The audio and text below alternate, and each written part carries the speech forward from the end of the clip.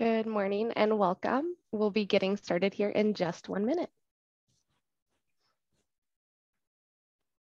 If y'all would like to throw in the chat where you're calling in from this morning, we'd love to see.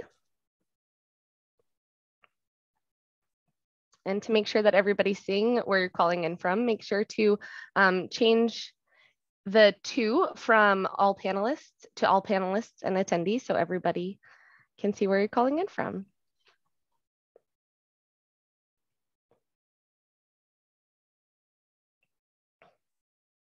Awesome. We've got Oregon, Reno, Connecticut.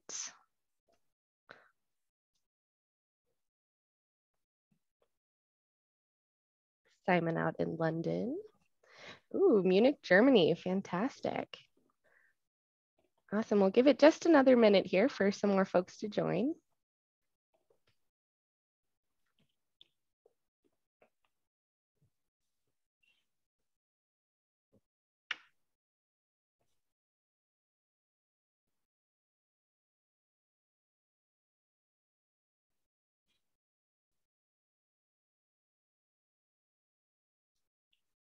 Welcome to those of you who are just joining the call now. We'll go ahead and kick it off. So good morning, and I'd like to welcome you and walk you through how you can participate in the webinar today. One thing to note is that you will want to update your view in the top right corner to gallery view. And then for our webinar today, you'll also want to have your chat box open. To do that, you'll click in the chat item icon on the bottom of your screen, and you should see that box open. While you're in here, please update who you're sending chats to from all panelists to all panelists and attendees, as we've seen that most people have gotten the hang of that. You'll also want to double click on your screen or go up to the top right corner and click out of full screen mode so that you'll be able to see everybody speaking. Looks like we've got most people thrown in their location, so that's great. And if there's any Q&A throughout here, we'll be using the chat function for that. And now I'll go ahead and hand it off to Heather. Thank you so much. Well, good morning, good afternoon, good evening.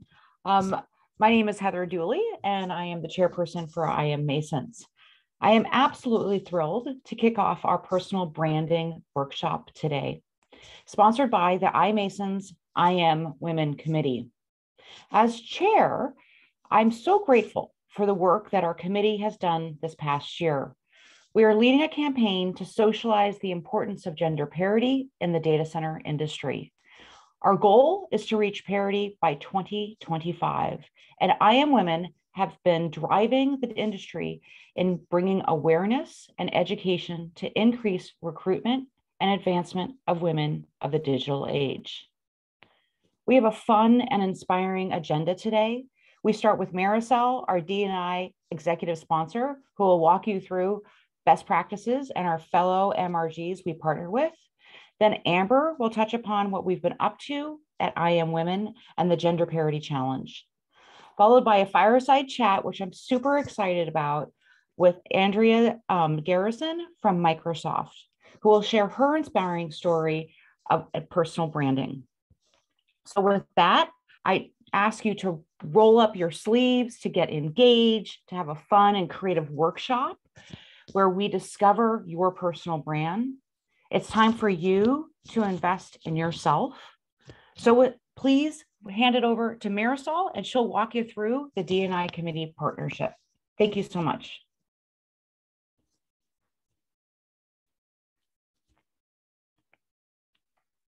It's trying to promote her. 1 second. No worries. We're all very patient in this digital age, right? Yes. Well, folks, while we're waiting for that, I am really super excited about today because it's not only an opportunity to hear from some of us who've been kind of in the industry for a very long time, but also a time for you to reflect on yourself and the future. And Marisol is going to help us kick this off, and I'll hand it over to her now. Thank you, Heather, and I'm excited for today's session. Diversity, equity, and inclusion provides an incredible opportunity to positively change the digital infrastructure industry, but it's something that cannot be successfully implemented overnight and takes time, awareness, education, and commitment. And last year, with the help and collaboration of Infrastructure Masons member resource communities that consist of IMWomen, Armed Forces veterans, millennials, Latinx, and Black Plus, the Diversity Inclusion Committee produced the Diversity and Inclusion's Best Practice Guide with a simple focus in mind. And that's to inspire organizations to achieve a diverse and inclusive culture in their organizations. The guide provides insights from leaders in the industry who successfully started and implemented a D&I program. And here to inspire us today is Amber Caramella, who will share her journey and strategies. She is the Chief Revenue Officer at Neutrality Data Centers and on the Advisory Council of Infrastructure Masons. She's also the Global Executive Sponsor for IMWomen. Thanks, Amber. Thank you for the introduction, Maricel, and hello, everyone. Thank you for attending today. I am very, very proud of the work that has been done across all the member resource groups this year. In particular, I could not be more thrilled with the progress and momentum that IMWomen has had throughout 2021. In March, we launched the Gender Parity Challenge to our data center industry. To support this initiative, we built a lineup of industry leaders to highlight women's voices, contributions, and roles in our community. Each month, we continue to build gender parity awareness through a different lens. Our focus, just to remind you, is awareness, education, and retention. So our industry can continue to hire, promote, and advance women in our industry. To step you through some of the timeline, in March, we launched the Gender Parity Challenge. We followed up with releasing the industry's first Diversity Inclusion Best Practice Guide in April. In May, we showcased the Veterans Women with their Real Story series. We focused on women in real estate in June with the Data Center Real Estate blog. July was an exciting month featuring women in construction with a podcast. August, millennials and Gen Z had the floor, providing their perspectives throughout the month. September was Latinx month with a fireside chat. In October, we had the iMasons Member Summit and focused on promoting and creating awareness around personal brands. We're closing out strong with this workshop today. And then this month, we're focusing on veteran women with a Heroes Spotlight. And stay tuned for our final month of the year, where we will be featuring allyship and advocacy in December. So before we jump into the workshop, I am pleased to introduce Andrea Garrison, who will be joining us for a fireside chat to share her story. Andrea is an executive at Microsoft that leads their global cloud interconnection, acquisition, and delivery team. Andrea has had an impressive career in technology with leading roles at Capital One, Tideworks Technology, and Amazon. And Andrea's experience spans over 25 years as a technical network engineer leader, which has enabled her to bridge both the hyperscale and enterprise markets to drive greater holistic outcomes that serve the business and technology sector. Andrea, I'm excited to have you here today and really looking forward to hearing from you more and hearing about your story. Thank you, Amber. Let me see if I can get off the video here. There we go. Hey, good morning, everybody. Amber, thank you so much for inviting me this morning. What a rare privilege this is. I really appreciate it. Absolutely. I think that the whole group is looking forward to hearing your story. I appreciate you taking the time today. I know how busy you are, so why don't we let the fun begin? Yeah. All right. Okay, well, I will start. So Andrea, I've seen firsthand how you are leading by example and making a difference in the digital industry space. You've challenged others to think differently and have not been afraid to use your voice to impact change. Can you tell us a little bit about your journey of being a woman in tech and how you've been able to not only navigate, but really thrive in your career? Yeah, I'd love to. Well, first off, I'd like to share with everybody on the phone. I didn't start off in technology, right? So not everybody knows what they're going to be when they grow up, right? So I kind of backdoored in it. In my early 20s, I kind of floundered around. I was in the military. I worked for the airlines. I was a collection officer, right? So if your bills were late, I used to call you, right?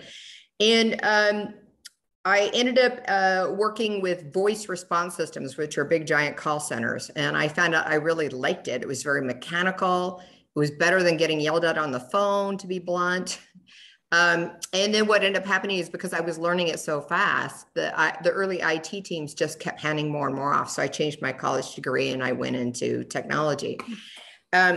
Once I made that big, huge IT flip, though, I truly was the only girl in the room, the only girl in the data center, the only woman in 6 or 7 buildings. And for most of my early career, this was it, right?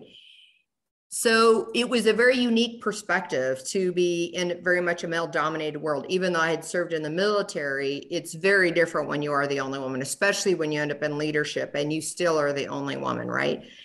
The only way to be successful is to learn how to have a voice, and in some cases, a loud voice, which I'm very known for having a very strong voice, because you had to survive some very unique situations that were not female friendly. They were not inclusive friendly. Sometimes they were abrasive, right? So if you couldn't hold your own, you were going to get buried and somebody else was going to take all your work, all your credit, or quite frankly, you'd be working in a hostile work environment, which I wouldn't tolerate. Like I used to rip down naked nudie posters and, you know, crazy things in my early days and was very loud. But it got me to where I am now. So I think going through that journey, which wasn't the easiest journey, always meant that I had to be a life learner. I had to be the best technologist. I had to really understand more and work harder than what some of my counterparts had to do in the earlier days, right? But that was a good thing because it enabled me to be successful. If I had just done the status quo, I never would have been successful in my career and had all the opportunities that I had, Amber. So the other part of the journey that's really interesting is that I've really only worked with women for the last 7 years. So I had to change my voice and my narrative and even my interaction, because you can understand when you're only working with men, your approach and the way the dialect that you would choose and the way that you would present yourself is very different. Ponytails, steel-toed boots, very androgynous, a very different thing. And then you work with women who really have feelings, and you have to carve the way that you say things differently. You can say the same thing, but you need to put it digestible. And then I also started changing the cultures of the teams that I was leading so that it was inclusive to all. It wasn't this androgynous, male-dominated thing, that everybody could bring their authentic self. So in that journey, I had to evolve myself and adjust my approach as well. So hopefully that answers your question. We can get very specific in how I've tossed cables and racked servers and literally done every job from the beginning to the end. But mostly it's about how I carved out my voice and my space and then tried to leave a better wake than what I inherited. Yeah, no, it definitely, I can relate to so many aspects of what you just described. You know, it seems like, you know, throughout your career, you know, you've managed your personal brand, but has it always been intentional?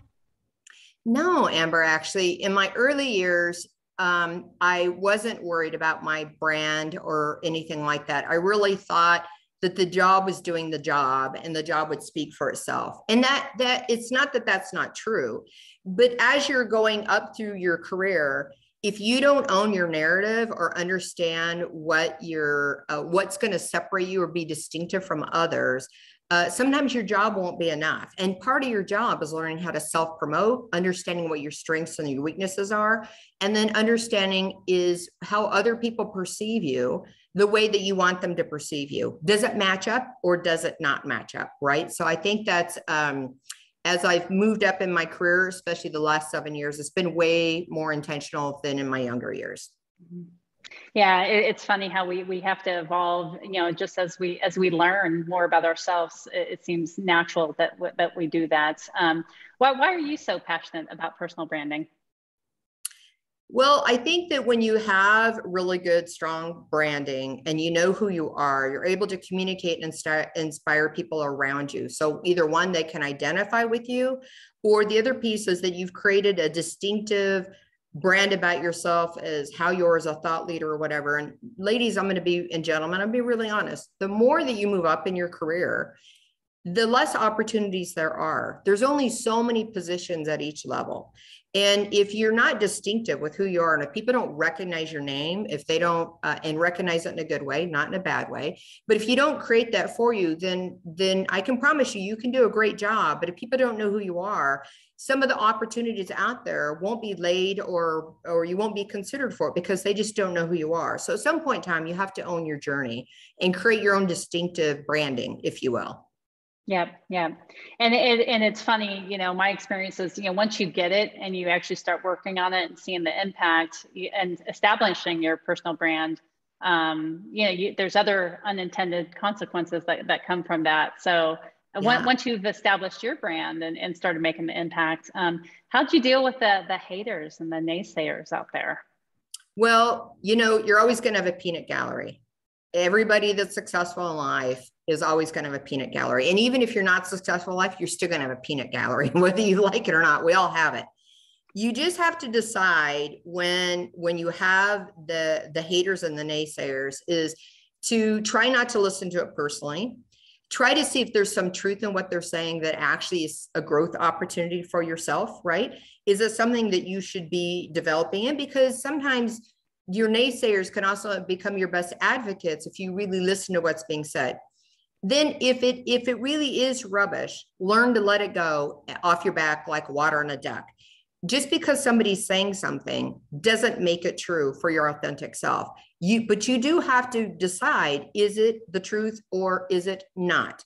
Because if you put your head in the sand like an ostrich, you won't grow. And there could be some very valuable lessons from some of those naysayers. But you do have to decide, what is noise? Let the noise go.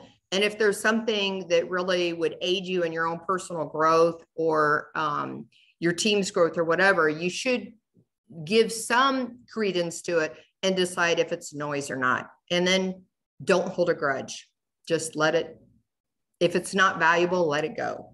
Mm-hmm. Take what's relevant. I'm actually really glad that you brought that up because I think it's an important thing. I think when you build your personal brand, you must first self-assess really to understand who you are. But part of this is getting feedback from others. You know, sometimes, you know, at least my experience is getting a 360 assessment. Have you done something like that, or can you share your experience around, you know, getting feedback from others?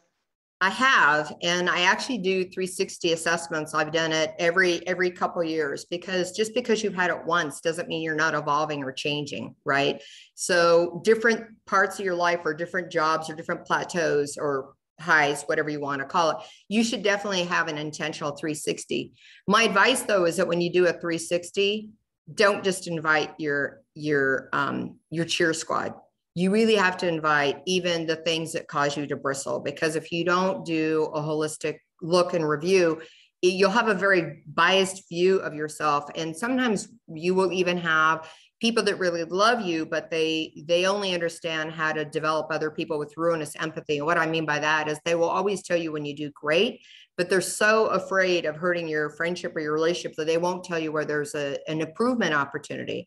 And so I love the book called Radical Candor. That's my recommended reading to everybody, because it really talks about how to care personally and challenge directly, and how to build that trust and that safe relationship so that when you really are trying to do 360s, they're able to give it to you more honestly. And they understand that you're not going to take it as like somebody's hurt you or stabbed you in the heart. They're going to realize that you're coming from a place of growth and development. And because they really care so much for you, they're going to be deadly honest. And then when they're deadly honest with you, you then can look at it and go, oh, okay. And again, if there's pieces you don't agree with, you can choose to leave that on the table. If there's pieces you go, yeah, there's some truth to that. I need some growth here. Or maybe your growth is already there, but you haven't been demonstrating it in a different way. Maybe you need to change your communication profile, which I've had to do in my career a couple times because I'm very honest and very direct. That doesn't always work in some levels and jobs. You can still be honest and be authentic to yourself, but you might need to change your communication style to make it more effective. Does that make sense? Yeah, it definitely does. I mean, it's funny that, you know, getting feedback is not always easy, especially when it's constructive, and really owning that feedback is, you know, I can say some of the biggest learning throughout my career has been really people who have not been afraid to tell me, you know, areas that I can work on. Because sometimes, you know, perception is not reality, right? Is that we have a certain image that we think we're portraying or who we think we are. And if that's not resonating with everyone else, there's a gap. And, you know, you need to decide, like you said, I mean, do you want to fill that gap? Do you want to be that person that they see you as? Because maybe it's even better, right? But I think that getting that feedback allows you to really self-reflect. It does. My first job at Amazon, I had moved from the airlines and the bank where everything was teletype, which means caps. When I had a team of about 45 people at Amazon, I didn't realize that caps in the IT industry meant yelling. And so I had this huge feedback from my team. I'd been there like a year and they're like, you're so mean. You're always yelling. I'm like, I never yell. And then someone goes, look right here. It's in every one of your emails you're yelling. And I'm like, no, that's teletype. Those are all caps. That's what we did in the military. That's what you do in the airlines. That's what you do in banking when you do wire transfers. And they're like, no, it means yelling. Talk about a realization that my team thought I'd been yelling at them the whole time. And I had no idea in this other sector, it meant something different, right? But if they hadn't done that 360, I thought I was rocking it. They thought I was mean. So those are examples where it could just be missed. But if you don't do the 360s, you don't know you're missing it. Yeah, absolutely. Absolutely. So how have you used your voice to navigate your goals? I mean, we talked a little bit about having different perceptions, you know, overcoming biased opinions or situations. How have you used your voice to do so? Well, I have two things that I really try to stay true to. One is integrity, and then one is that I'm very much a data-driven girl. Proof is in the pudding. And the reason why I say integrity is that whenever I give my word, even if I underpromise and overdeliver, I do whatever it takes to deliver on what my commitment is. And if I'm not going to make that commitment, I darn sure make sure that I've got ahead of it before it hits and reset expectations. So there's never a surprise. I think that's really important in your narrative and your journey.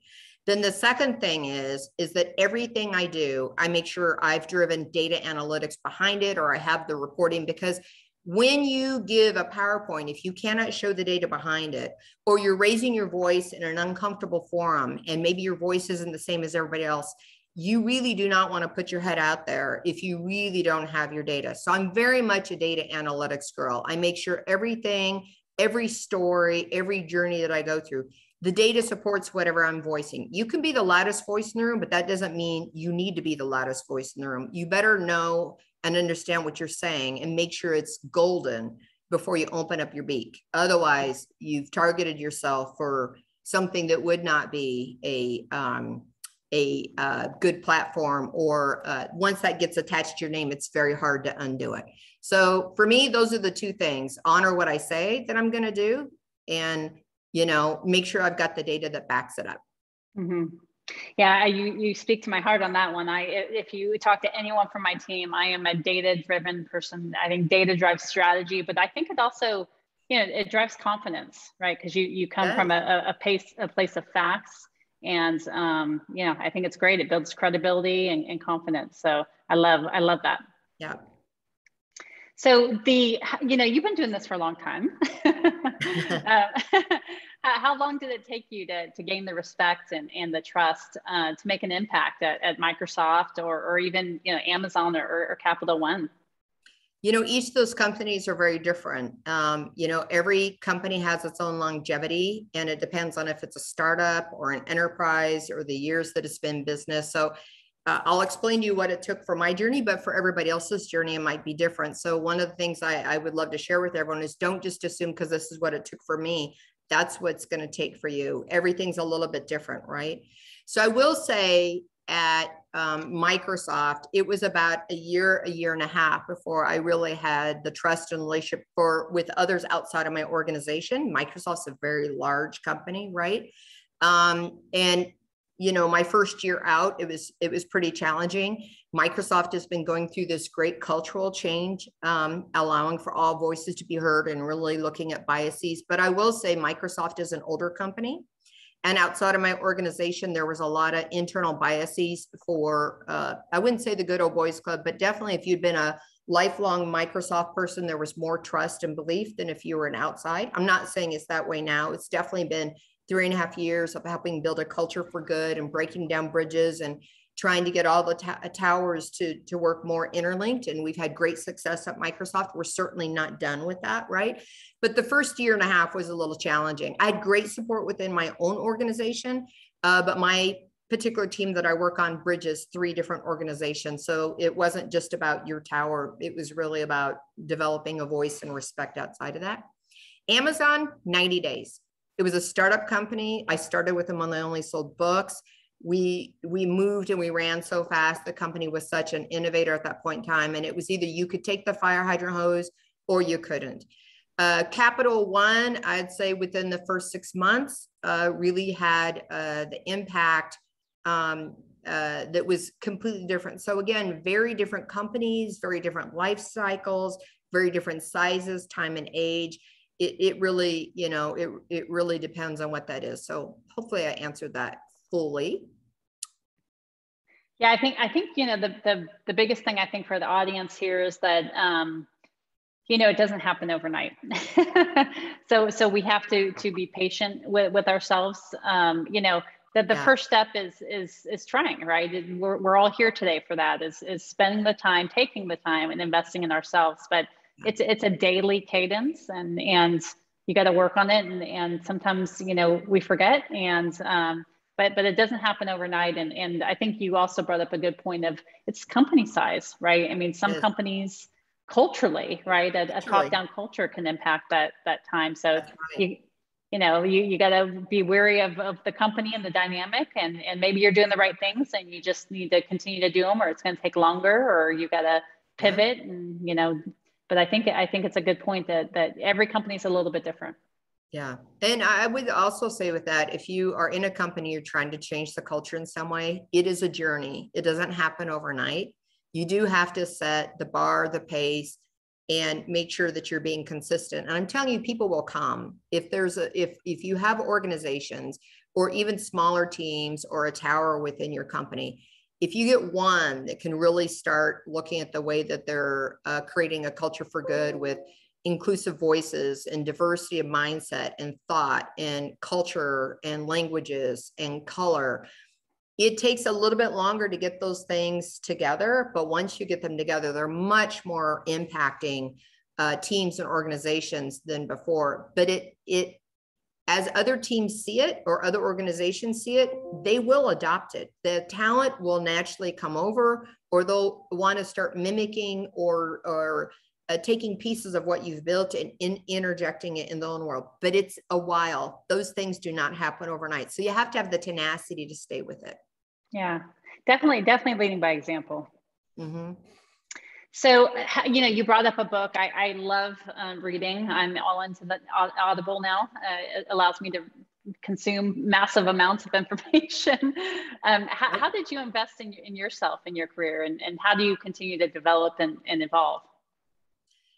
Well, I've always, you know, that's a good question. And there's 2 pieces to that. One I want to share is don't assume that someone's ever going to invest in you or build your career. Hopefully you work for a company that has really good training and they have things that are out there, but a lot of companies do not, right? Especially for women, right? So part of that 360 assessment is also looking at where you are, where you want to be, and where your opportunities are. So every year, I don't read it a lot, but I do Audible a lot. I'm dyslexic. So at the end of the day, I'm really, really tired. So the last thing I want to have to do is worry about jumbled words.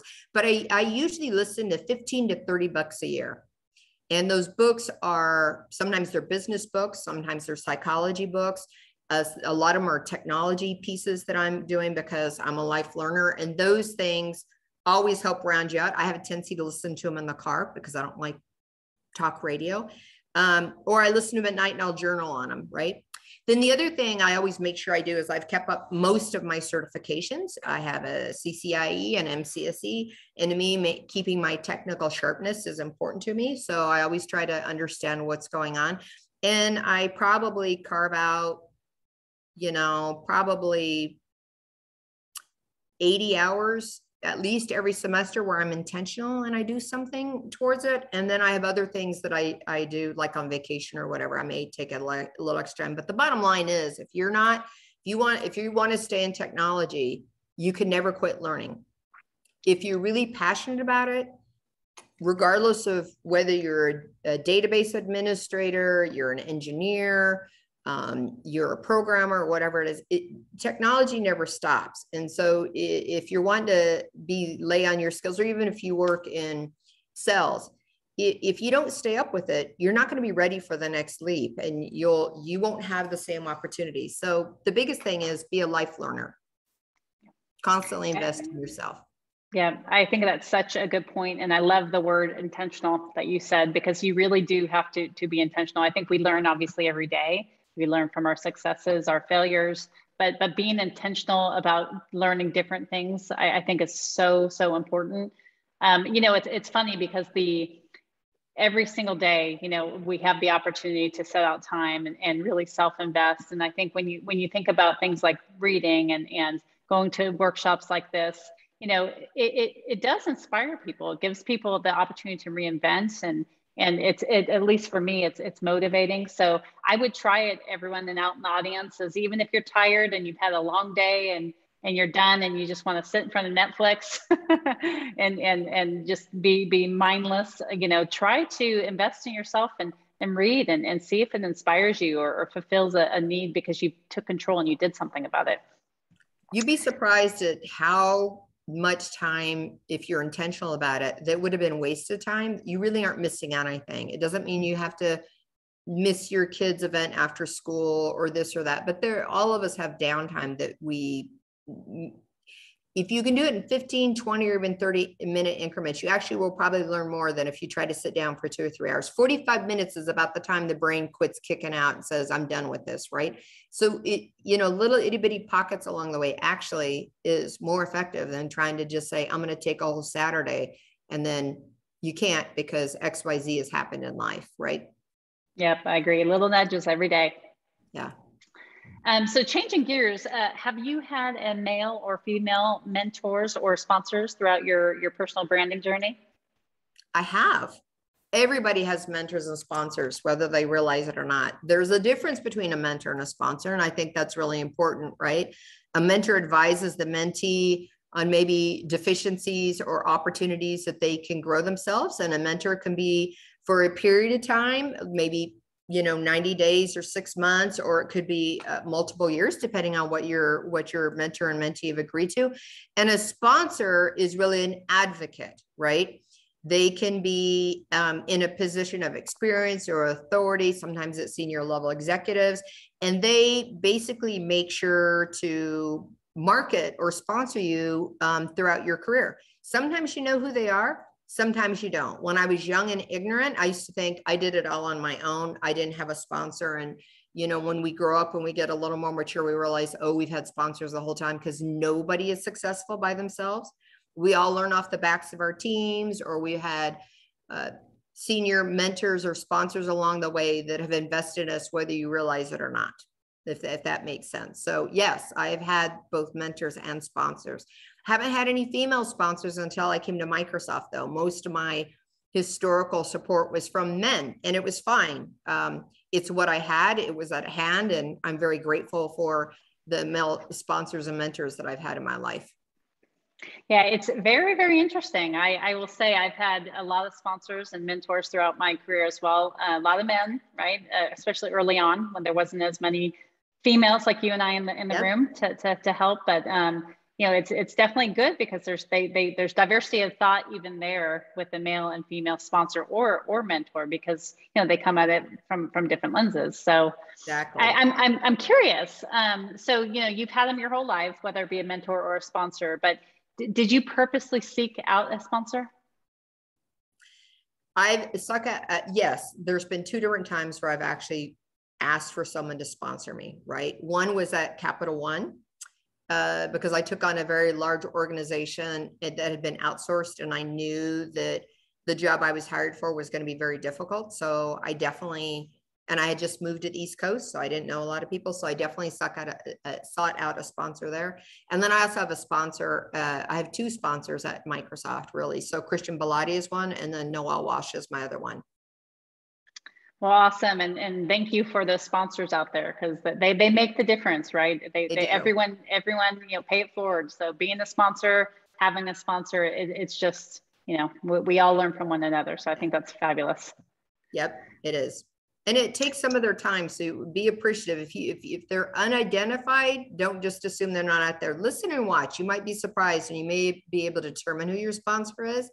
And if it's someone that you suck out, realize it does take them time. So be very appreciative, and realize that a sponsorship is not the same as a mentor. You need both. Yep. Completely agree. All right. Well, in the theme of the workshop, what words have been used to describe you throughout your career? And did you own it, or did you try to change the narrative? Yeah, I've owned most of my words. And in my early years, they were not female friendly, right? It was very much bulldog, gritty, can do, loud. You could look at all those things and say, wow, those aren't very positive words. But when you own your own narrative, you can really look at that and say, you're right, I am very tenacious. I get things done. I make things happen. I'm a mover and a shaker, right? That's a positive thing. If you said the same thing to a Mel or a man, nobody would have looked at it like it was bad being called a bulldog or gritty, right? Mm-hmm. I am loud, but it doesn't mean I'm not loud because I don't listen to other people. It means that I had to learn to have a voice in a place where a woman was not the norm. And I didn't have a pit crew coming behind me to back up what I was saying, right? There, in the early days, there was a lot of toning mom out. The woman would say something and someone else would say the same thing 5 minutes later, and you'd be staring across the room going, I just said that, right? So part of that loudness is learning how to speak up for my team, speak up for myself. I'm not a wilting flower, right? You could look at that and take it as a negative. And I chose to take those things and make those words a positive and say, well, those are true words. They've made me very successful. It doesn't mean that I'm less or anything than what I should be. Those are actual gifts that have been given to me in my life. So I've learned to cultivate those. I definitely temper them so that they don't feel so raw, right? And those things do not mean that you're not compassionate. That doesn't mean you don't care. That doesn't mean all these other things when you're looking at things as a leader, right? Because you always want to make sure that your people understand that you're setting an expectation that you yourself will follow, that you have high bars and standards because you actually really care. You care about them personally, but you also care about what the team is doing, right? Because you want them to be successful and have great impact. So you have to invest in what that means, right? But you also have to be a champion, right? No one, it's very easy in a lot of organizations for teams to be dismantled or overrun, or the voices to be lost or understood who's really doing the work. So you have to make sure that you're championing along the way. That doesn't mean that you're not bringing people together. There's impact. Many, many times there's impact enough for all. And that's the biggest thing I'm loud about. Quit worrying about that it's only you that's making the impact. Chances are it's not just you. You're either building on others' works, which is great impact, right? You're either building things on your own. You need other people to help build what you're doing, right? And then you're also letting others have success off of your own work. What greater success is there that when you start to build someone's taken it to the next level? It doesn't mean they're taking it away from you. It doesn't mean that they're trying to steal your thunder. There is so much impact. And the moment you realize you can share that and you start creating this with your loud voice, you actually create a more cohesive organization where people really feel valued and safe, and they realize it's not just about them, it's about the success of all. Yeah.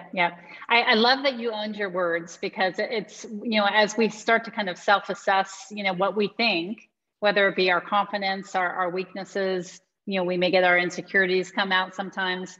And then you kind of, synthesize those with the feedback that you get from everybody else. And, you have to make a decision if you're going to change. And I think one of the best things I heard you say is that you own your traits, your strengths, your weaknesses, and maybe you tapered it a little bit But you know, you are your best self when you are fully authentic and full alignment with who you are, because nobody else is you, right? That's Nobody right. else is you. So I think that's right. so fantastic. Well, thank you, Amber. And I think it's really important, especially, you know, we're in a whole nother generation of technology where women have a larger footprint than we've ever had before, right? And we all don't have to be the same. We're not all going to be cookie cutter. No woman is the same as another woman, just the same is with the man. And we should own that, right? That's part about having very intentional personal branding. There's nothing wrong with the way that you're built. Everybody has things about them that they can cultivate. And the best teams are when you have a very well-rounded team and you've hired to the weakness, or, you know, you bring someone in who has strengths that you don't have. Don't ever go for the mini-me approach. And even when you're joining a team, don't join a team that's all like-minded, right? Look at where you have an opportunity to fit in and grow that team's mindset or thought process or round it out skill-wise. The team will actually be better, will be way more successful if you look at it from that approach. And I'm really glad and humbled that I made it this far. I mean, most women burn out of IT after, you know, 8-9 years, especially when you start having children. And I think we're finally at a place where we can keep our women longer, and the women, our brothers and sisters and that are of diverse, and our ladies that have chosen to raise families or not chosen to raise family, are now starting to see a longevity that was unheard of 30 years ago. We just didn't make it that long, right? So I always tell my young people, especially when they decide that they want to do some life decisions, don't assume that your IT career is going to burn out. There are many ways in which to do this, but you do have to know what you're good at and what you're not at, and then build a voice. And you'd be surprised at how supportive most teams and industries are to keep you in your career and not let you burn out of IT or leave, right? We have a terrible time trying to keep our women in technology, which is really kind of a sad thing. I'm hoping this next gen, we won't be seeing that as much. Mm-hmm. Yeah. You know, it's funny, you know, you're really touching on something we talk a lot about in Infrastructure Masons, which is, you know, that there's definitely a talent gap, there's a gender gap. And part of that is just what you described. It's, you know, a lot of us are getting to a certain position in our career where some people self-select out, you know, some people, you know, move up, and there's just not enough coming in. And obviously that's why we do these things, to build awareness and education around that. But culturally, things have changed. And I think what's interesting about what you just said is that there is an intent, right? There's an intent not only to support, you know, things like diversity and equity and inclusion, but there's an intent to retain women like us and mentors, and it's front and center, right? These are corporate top-down initiatives. So I think it's great. And one of the other things that you said that I wanted to just bring up again, because I really thought it was powerful, is that you can't go it alone, right? I mean, as a woman, especially, you know, being in the industry for a couple decades like us, you at some point we had to, and you know, you can't go alone. And there's many people out there that are just like us, that need the support system, that are going through the same thing. And so one of the things that I would recommend, but I'd love to, you know, as a final question, get your perspective on this, is, you know, even outside of your work and your the people that you align with, you know, organizations like this, or places where you have a safe place to really be yourself and have people that are like-minded, and not like-minded like that they have the same thoughts. You definitely want diversity of thought, but people who are passionate about really investing in yourself and supporting one another. Those are really safe platforms for growth. And sometimes you get those in organizations, nonprofit organizations. I mean, there's another number of different platforms, but with that said, with everything changing that we just talked about culturally, you know, how have you, you know, changed those words that have been descriptors of you, and, you know, what would your advice be to the people on this call in terms of how to evolve with the cultural changes? Yeah. Well, one, I love that you brought up iMasons. I love iMasons, and I love WIT programs, right? Women in Technology programs. I'm also involved with OLA and a few other programs, because what you may not get in your day job, you may get in these organizations that give you a place to be your authentic self. They also, you'll find other people that may be going through the same challenges of life. And sometimes just having someone else who's going through the same thing, you don't feel so alone, right? The other thing I'd love to say is that it's a journey. Especially if you're a working mom, been there, done it. My kid's 28. I started at Amazon when she was an infant, right? Don't feel guilty. Everything's a season, right? You are going to be a great parent, and you can still be a great technologist, and you can still be a great daughter and a sister and all those things. But sometimes things just have to shift and give a little bit. If the laundry doesn't get done for an extra couple of days, don't sweat it. Nobody's going to worry about the laundry in the long run, I'm telling you. Or hire it out. I was a big hire outer kind of girl, right? So just know your life is going to be seasonal. It's never going to be perfect. When you're at work, you're going to give 120%, and it is what it is. And when you get home, sometimes you're only going to give 70%, or vice versa. There's times in your life when you need to give 120% at home and you're 70% at work. You'll know when you can and can't do that. And that level is going to adjust. So I would love to give you permission to say, forgive yourself now and quit beating yourself up. You're going to be just fine. We all go through it, right? So don't tear yourself down for what you're not doing. Take a moment every day and look in the mirror and praise yourself for what you are doing, because you're probably doing way more than you think that you are capable of doing. So do that. Secondly, you asked about the narrative of myself. Changing that in my mind, for me, I love that I have a great team, and I've invested a lot in it. As I've gotten older, I find that I invest in people. I love technology, don't get me wrong, but my passion is in people.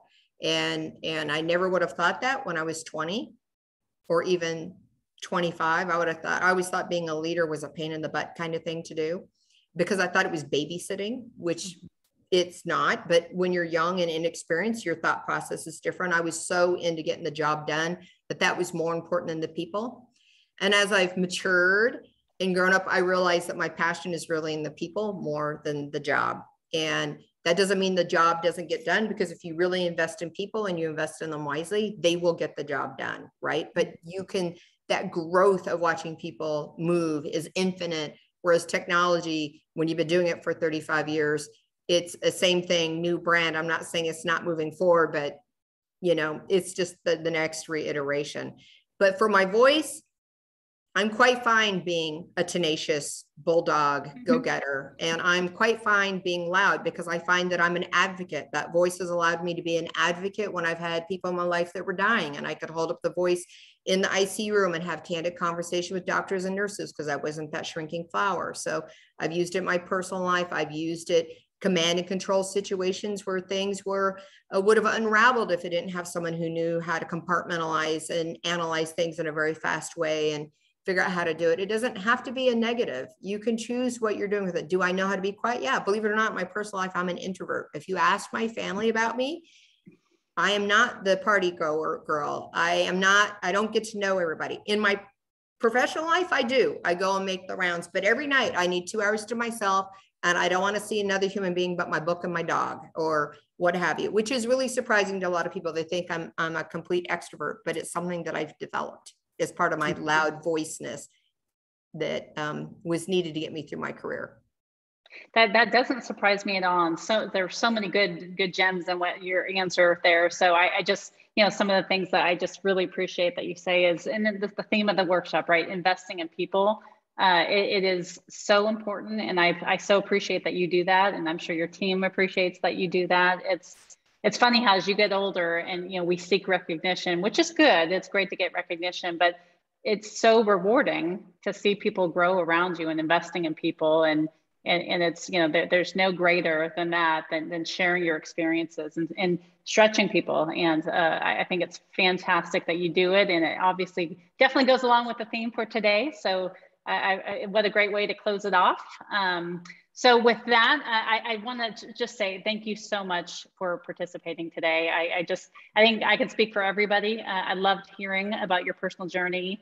Very, very inspirational, very, very broad. And I appreciate you taking the time with us today and sharing your story, and lots of good insights with the group. So hopefully everyone was taking notes and that, what you said resonated, but I sincerely appreciate your time.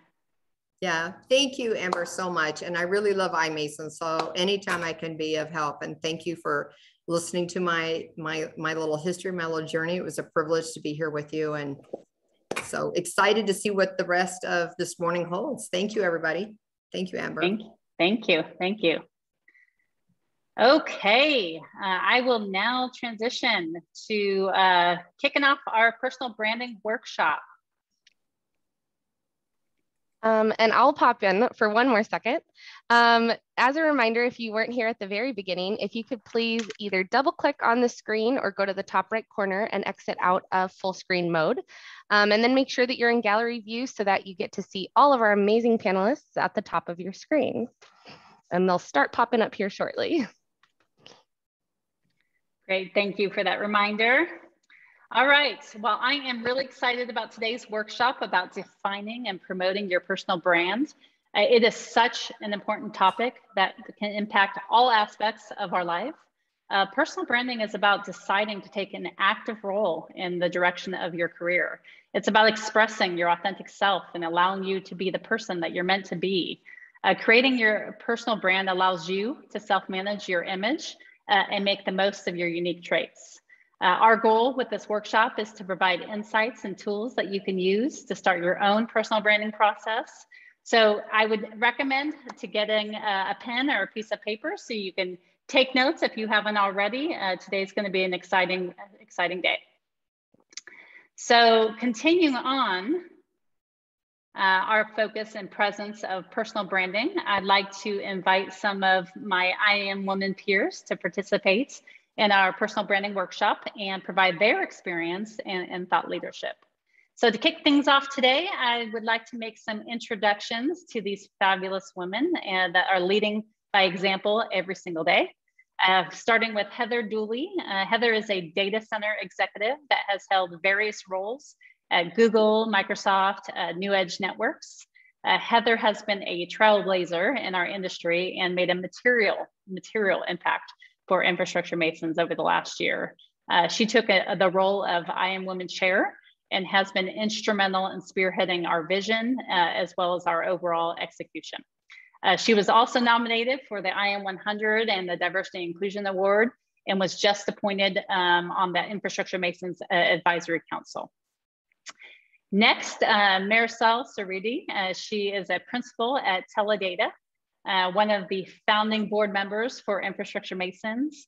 She is an executive sponsor for diversity and inclusion and is an active participant in the IM community. We definitely lean on her a lot.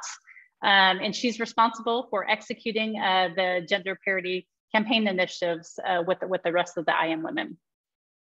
And last but not least, Mei Lee. Mei Lee is the Director of Marketing at Neutrality Data Centers, where she helps drive strategic brand development, demand generation, and sales enablement to maximize the reach and effectiveness of neutrality messaging, vision, and mission.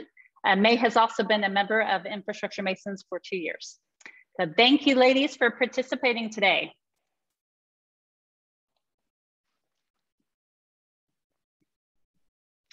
Okay, so why is personal brand so important? Having a personal brand enables you to find your voice.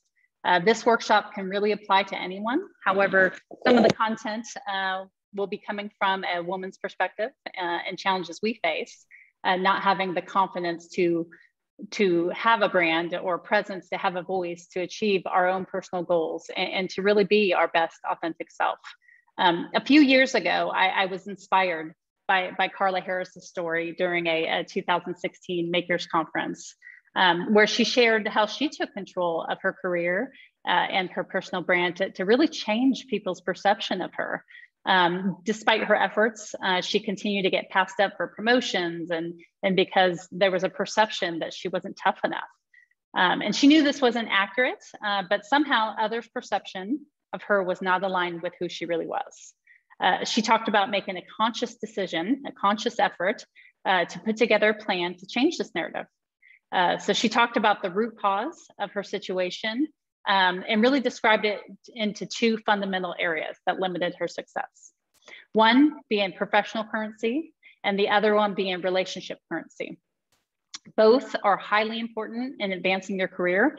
However, if these fundamentals get out of balance, there could be a negative impact on your ability to hit your goals. Relationship currency is when you make investments in people and to build relationships with people at work. You take the time to network and manage up. And while doing this, you have a platform to really self-promote. Professional currency is when you achieve or overachieve at work, meaning you hit your numbers or your deliverables relative to your core function at work. And according to Carla Harris, some of the professionals, women in particular, keep their head down. They think if I just work harder, if I just outperform, that they'll get that promotion or they'll get that recognition that they're seeking. But the problem is that professional equity starts to have diminishing returns because the bar is always raised. The other problem is when you keep your head down, you submerge your voice. You don't work on relationship equity and you miss what's happening around you. Others may surpass you despite doing less because they've invested the time on relationships and their personal branding to achieve their goals. So in this workshop, we will highlight 3 areas of focus to get you started on your personal brand journey. And starting with 1, define your persona. So building a persona means focusing on being your best self.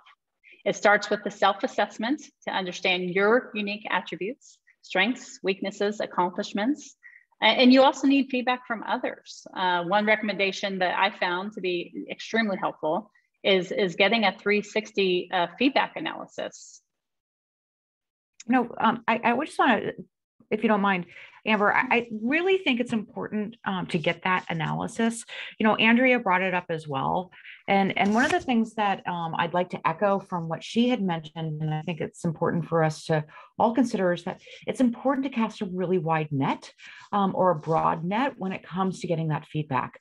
Don't only look for folks who are your champions, but also think about across your customer base, around different partners within your business that might be outside of your direct reporting lines. Think about it in a way that will get you that feedback that's both developmental and reinforces some of your strengths. So don't be afraid of looking at a really broad net when it comes to getting that feedback, because it'll only help you understand how you're showing up within your team, within your customers, within your partner organizations. Yeah, thanks for jumping in there because it is really important. Our feedback is sometimes on point, but sometimes there's things that we don't see, blind spots. And, there's a lot of tools we'll send you away after this workshop, but there's a lot of free assessments out there, 360s, some companies offer them, but as an action item, I would highly recommend that you do your own exercise, but definitely get that 360 feedback. And then finally, you need clarity specific to your goals and aspirations. It's not just about understanding who you are or who you want to be, but you really align that with your goals and aspirations to make sure everything is in alignment. And then next, to craft your personal brand statement. So after you have defined your persona, you'll have the insights to outline your story and ultimately craft your personal brand statements. A personal brand statement will be your narrative, who you are, what you represent, what you're trying to achieve. So I'll just read an example of a personal brand statement. They're all different and they're all unique because they are all based on someone's own unique identity. But I am passionate about the development of people and able to lighten the mood with my humor. I enjoy bringing that competitive spirit to solving my clients' needs. This continuous challenge to learn fuels my love of accumulating knowledge. So crafting your personal branding statement, it's going to take some time for you to complete, but it's well worth it. So after this workshop, we'll send you again away with some materials and resources you can use to help get you through the process. Okay, so once you have developed your personal branding statement, it's time for you to communicate it to your target audience, which is the third area of focus on this slide. So communicating your personal brands. This is where you put together a communication strategy to showcase your personal brand to your target audience. Before you can start this part, you got to understand who your target audience is. Who's your competition? You need to understand so you can differentiate. Next, determine which platforms you're going to use to amplify that message. What I've learned is that there are both external and internal platforms. Examples of an internal platform would be your peers at work or leaders in the organization that you work for. External platforms would be social platforms that reach many. So potential employers or groups out there, clients, customers.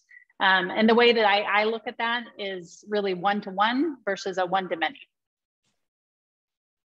Those 360 tools are available mostly, within companies, but also, like we said, we'll be sending out a tool for folks to be able to use.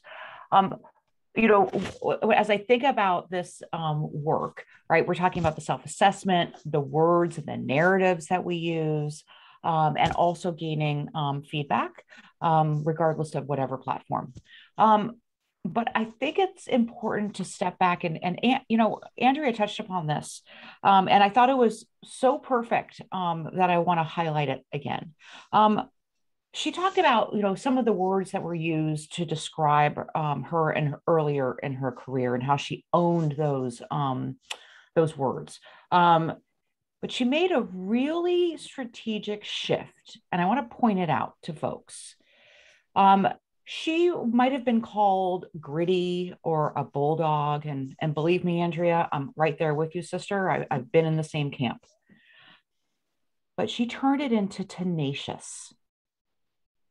And that was how she flipped the script and owned what was maybe a negative connotation into a positive connotation. This is your responsibility, folks. This is something that when you get the feedback and you start crafting your words, and Marisol is going to go into this in a second, and I think it's a really important time for us to do this development work together.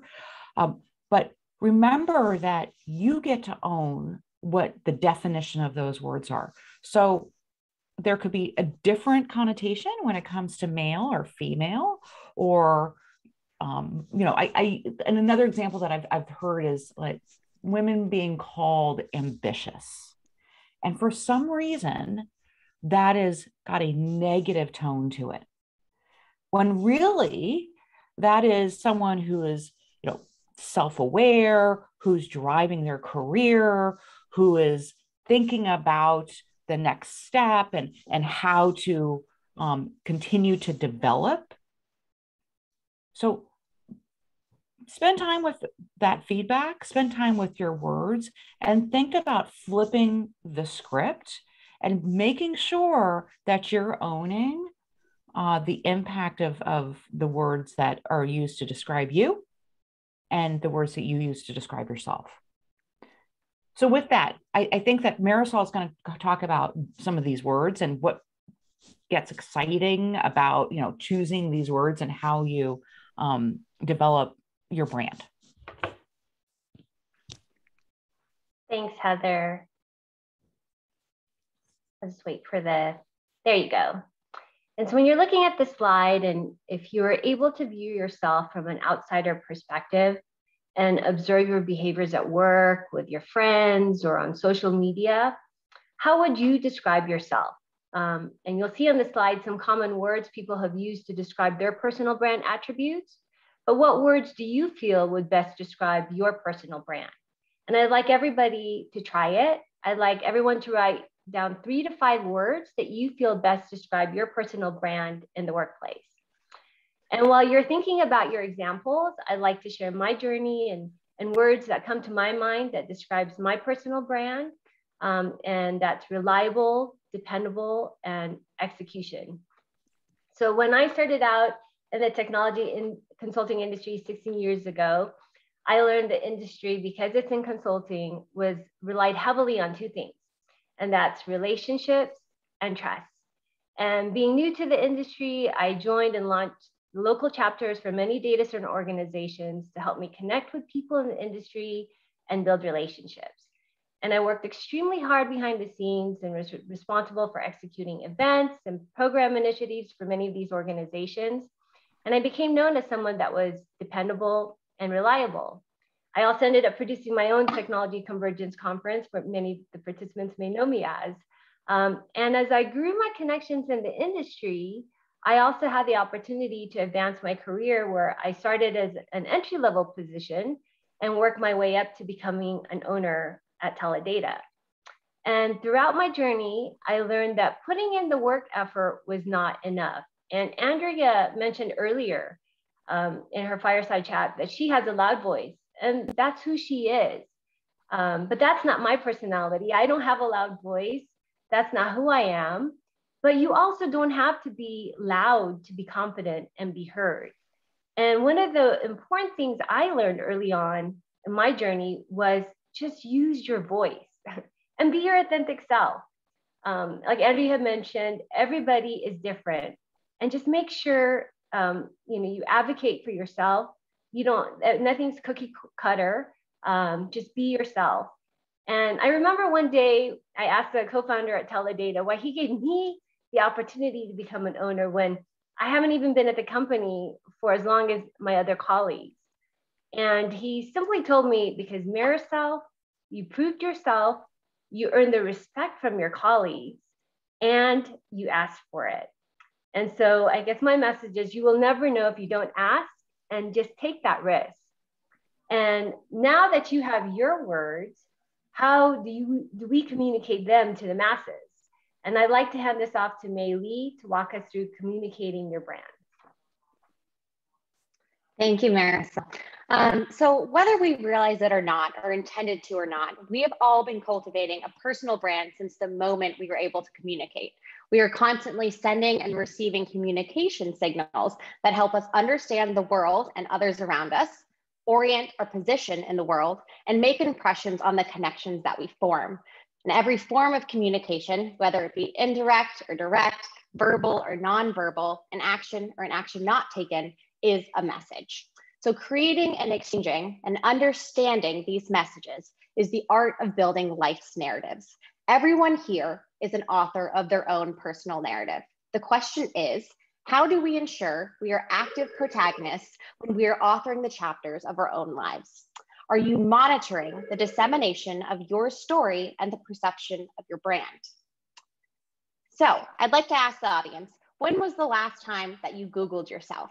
Let's take a quick moment to exercise this practice. I'd like each of you to open up your web browser and head to Google. Now, type in your first and last name into the search bar. Do you see anything relating to you pop up? Be sure to check Google Images as well. If you don't see anything yet, that's okay. We just need to get a little bit more granular with the search and add a differentiator about ourselves into the search. So now try typing in your name along with your company's name. Do you see anything yet? The addition of your company name is an association that makes your name unique from others with the same name. So as you're going through the search and your findings, is your persona being reflected as you intended? Are the traits that make you being translated into an accurate representation of yourself? Now try searching for your name with a few different associations. So try your name and perhaps your prior job, your name and any organizations that you're a part of, the college that you went to, all the way back to the high school that you went to. Our findings through this search make up our digital persona. So ask yourself, how do you feel about meeting this digital version of yourself? The purpose of this exercise is to show how important it is that we actively control the differentiators that make us who we are and become not just an author of our story, but a vigilant publisher of it. Because you are not the first person and you will not be the last person to Google your name. People will seek out information about you to influence if they reach out to you, how they reach out to you, and what they talk about when they do reach out to you. It could be a potential employer, a client, or a colleague. So when you actively promote your brand, someone searching for your name will be greeted by a digital persona that delivers the narrative that you purposely designed and are proud of. So one of the most common platforms leveraged to conduct searches about others is LinkedIn. For the first few years after its inception, LinkedIn was mostly used as an online resume. Fast forward to 2021, dare I say almost 2022, LinkedIn is widely used as a social selling platform. a platform for you to distinguish and apply your professional reputation, as well as sell your personal brand. So communication of your brand on LinkedIn helps influence other people's opinion about you as a worker, as a leader, and the associations they make when they think about you and what you do or don't do well. So having a communication strategy that emphasizes your unique talents, abilities, and activities is key to advancing your brand and one of the best career development strategies you can implement. There are a variety of platforms on which you can communicate your personal brand, but the next few slides, we're going to deep dive into LinkedIn specifically. So as with any strategy, it's important that we set performance benchmarks and monitor the success of our initiatives. LinkedIn Social Selling Index, or SSI tool, allows you to make your activities on LinkedIn measurable. It provides a dashboard that shows how strong your personal brand is being translated on LinkedIn in terms of your interactions, your engagement on the platform, and the quality of your connections. Now, if everyone could please copy and paste the link that was just shared in the chat into their web browser. Let's take a minute to log into our LinkedIn accounts and view our current SSI scores. I'd like to note that you might see an error message on your first attempt when plugging the link into your browser. That's okay. Just try refreshing the page a few times and eventually you will see that SSI dashboard. And also the details shared on your dashboard might vary depending on your LinkedIn subscription type, but you all will be able to see your SSI industry rank, your network rank, as well as your SSI score. So what is a good SSI score? Now this is going to range for each and every person. However, typically 0 to 30 is below average, 31 to 50 is considered normal, 51 to 70 is above average, and 71 to 100 is great. Now, the fastest way to improve your score is by knowing how LinkedIn calculates it in the first place. The SSI is calculated in the 4 following elements within your LinkedIn account. 1, establish your professional brand. Position yourself as a thought leader and share content that corresponds to your network and the types of professionals you're looking to attract. 2, find the right people. LinkedIn wants you to connect with those that are likely to benefit from your activities and offerings. Know who you're looking for and the keywords that relate to them. 3, engage with insights. So this ranges from interacting with and commenting on others' posts to sharing posts of your own. Share resources that are relevant to your network and that are timely, like news, current news, or any press releases. Also important to reshare and comment on this content to lead meaningful discussions that are both thoughtful and constructive. 4, build relationships. It's all about connections. Try to make quality connections with people whose content you actually care about and network at your peer level. This will improve your SSI score and your LinkedIn feed at the same time.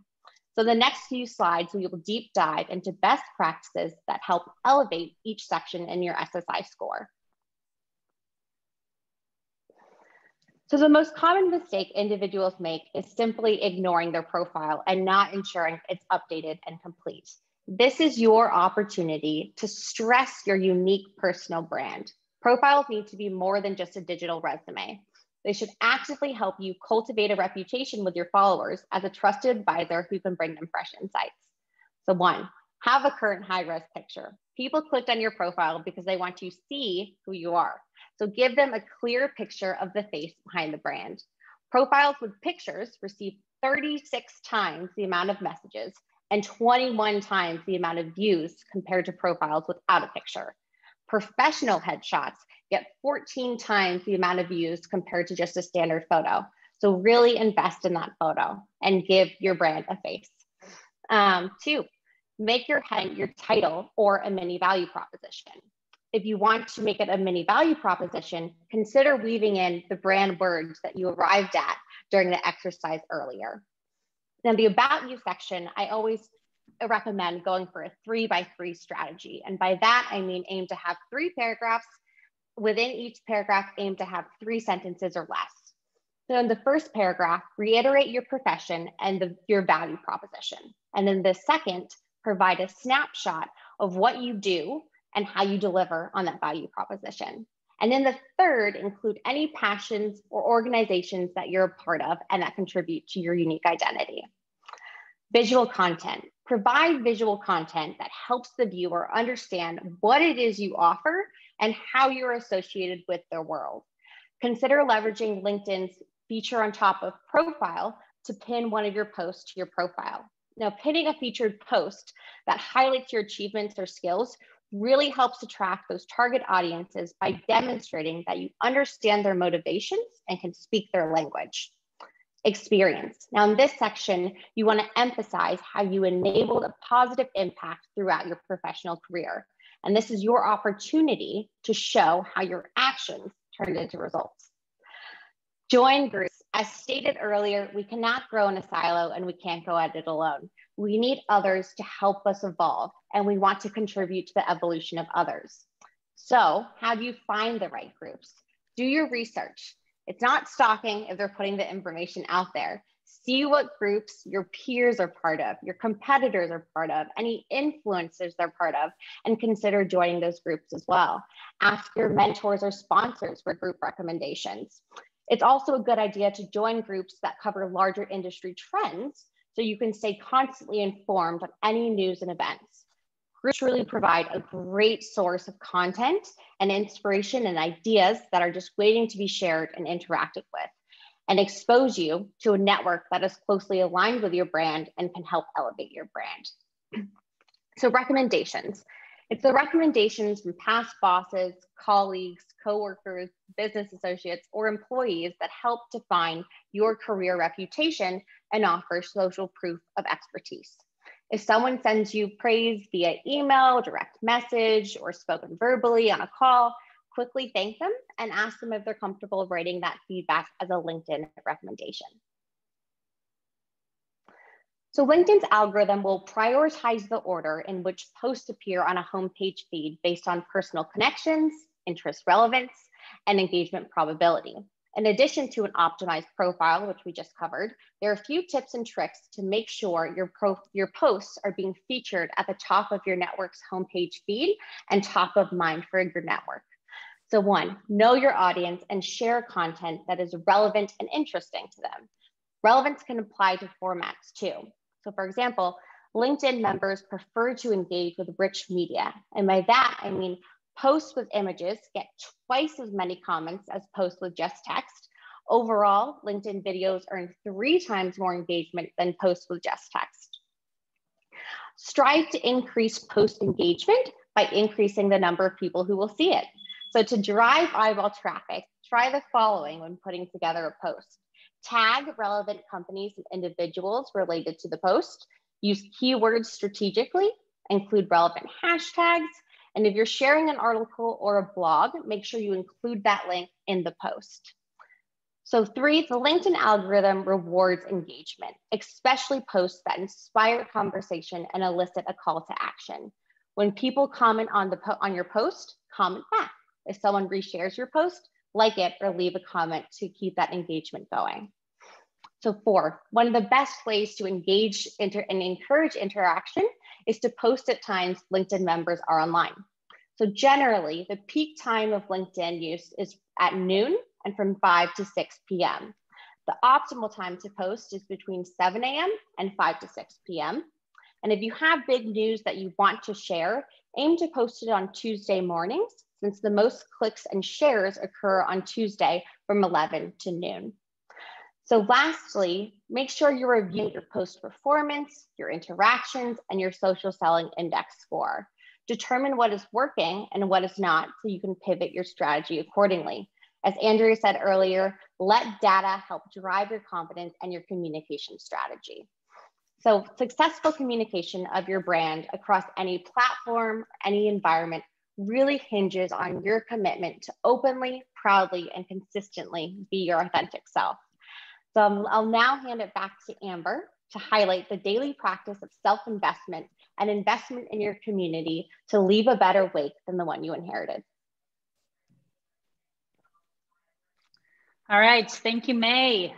So trying to get your personal brand out there, as you could see today, lots of steps, and it can be overwhelming.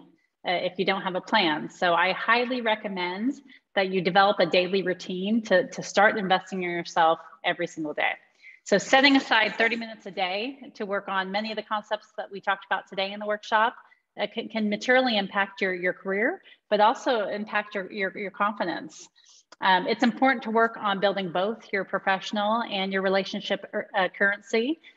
Focus on those words that define your persona and craft your personal brand message. You heard about several ways today to leverage several social platforms to amplify that voice, but there's many other ways to build connections. We talked a little bit about it earlier, but join organizations like Infrastructure Masons or others out there that give you a different platform that has like-minded, passionate people, supportive people that allow you to try it out. But be intentional. Be intentional about building your relationships. It matters. It matters on you. It matters for the people around you. And surround yourself with others who are passionate about your journey and supportive of your journey, and do the same. Pay it forward. Continue to seek out opportunities to build education, whether it be reading or taking time for yourself every day for self-reflection, whether it be journaling or taking that walk, but definitely investing yourself every day. It really matters. And whenever you start your personal branding journey, you've got to find the right balance for you, right? And your authentic self. So with that, I'll hand it over to Heather to close us out. Thank you, Amber. Thank you, Marisol, May, and the entire IMWomen community. We are working right now behind the scenes to determine whether or not we can do some online questions. And so I'm just gonna give a minute for Jen to text me and let me know if that's possible. I think with the time that we have, we would be comfortable making sure that we have time for you and any questions that you might have. So what I'm hearing here is that we can have you participate, which would be great. We'll just have to ask you to raise your hand. And then I think our excellent back-end Infrastructure Masons admin team can help coordinate some of that. And while we're at that, I can't see that screen, folks, so I'll work on the chat component of it. While we are re-engaging with our community today and trying to figure out if there's a way for you to ask questions, I just want to take a few minutes to talk a little bit about what we discussed today. One of the things that has just resonated again and again with me throughout the discussion is intentionality. We've heard that from every one of our speakers. We've heard that on the best practices and some of the tips and tricks that we received from May today. So when we think about intentionality, it's really how you are embracing what you are intending to show up as. So let me say that again. You have an opportunity to show up as your best and your most authentic self. How you intend to do that is honestly up to you. And so when we talk about words that you can use to describe yourself, when we talk about embracing 360 feedback and both sides of 360 feedback, how you show up online, how you show up at work or, within your broader community, it should be intentional because that means that you are driving your own brand and no one else is taking that from you. So I'm really excited about what we've learned today. I'm so happy to have this IMWomen community helping foster education. And we're really hoping that this is a meaningful content and discussion for you. So we'll post this on the iMasons member portal. And if I don't see any other questions here, I'm going to kind of go once, go twice. we'll go ahead and wrap it up. You know, we spent the last hour and a half talking about your personal brand. I'm going to give you a half an hour back. And that half an hour back is for you to invest in yourself. So think about that.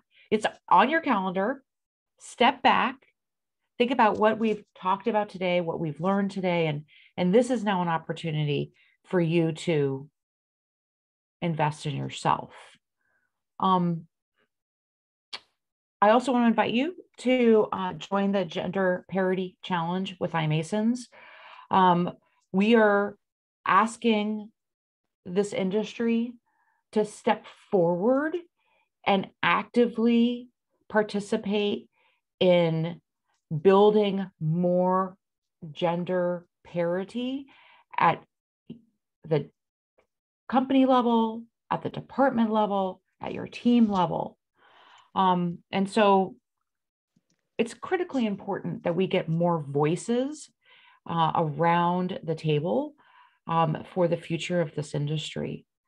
And if there's things that we can do to help you to achieve that gender parity challenge, we will be here side by side with you the whole way. I understand, Perla, you might have a question. Yes, can you guys hear me? Sure can. Thank you. It's not so much of a question, I guess more of a comment. So I think this has been fantastic. I've enjoyed every second of it.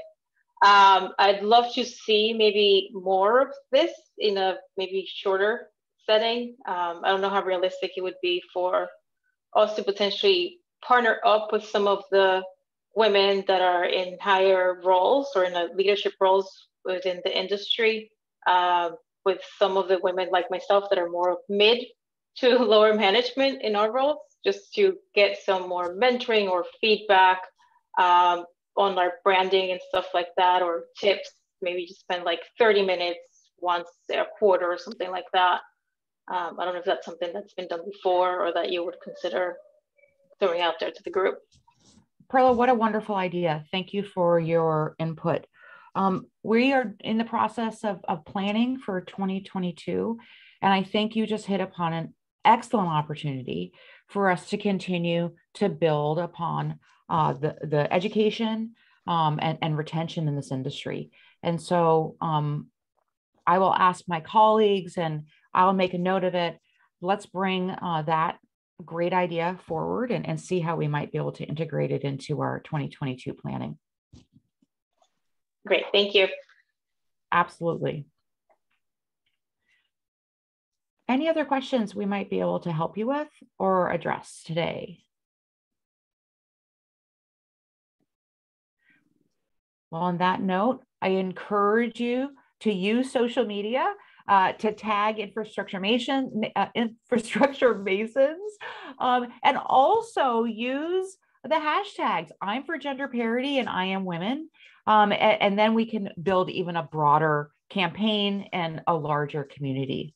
Again, thank you everyone today for your invaluable discussion, your journey, and the tips and tricks that you shared with us today. I hope everyone has a great afternoon and take good care. Bye-bye.